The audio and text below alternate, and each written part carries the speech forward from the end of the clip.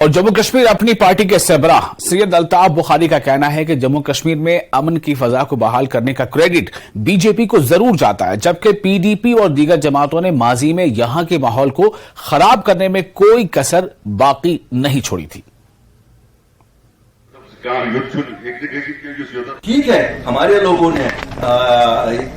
سوجھ بوجھ سے کام لیا، لیکن امن تو ہے، امن ہے، ٹورسٹ آ رہا ہے، ہم لوگ ہمارے بچے گھر سے نکلتے ہیں رات کو 10 بجے 11 بجے 12 بجے، کسی کو پریشانی نہیں ہوتی ہے۔ حساب سے بچے آج نام تک آج تامت کورمت کیا تامت میں پولیسوں والے تو بچہ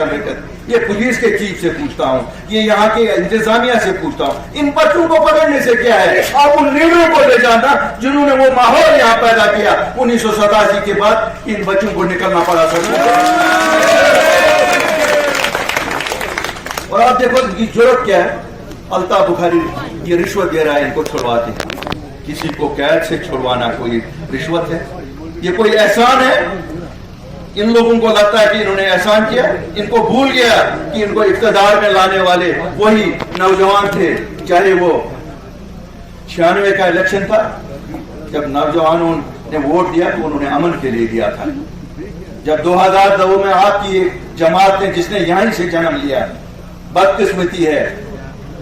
ساؤتھ کشمیر سے پانی نکلتا ہے پورا کشمیر سیراب ہوتا ہے، لیکن آپ نے ایک زہر ساؤتھ کشمیر سے پھیلایا جس کے آج تک ہم خمیازہ سب لوگ اٹھا رہے ہیں، اور وہ زہر تھی پی ڈی پی، اس پی ڈی پی کو آپ لوگوں نے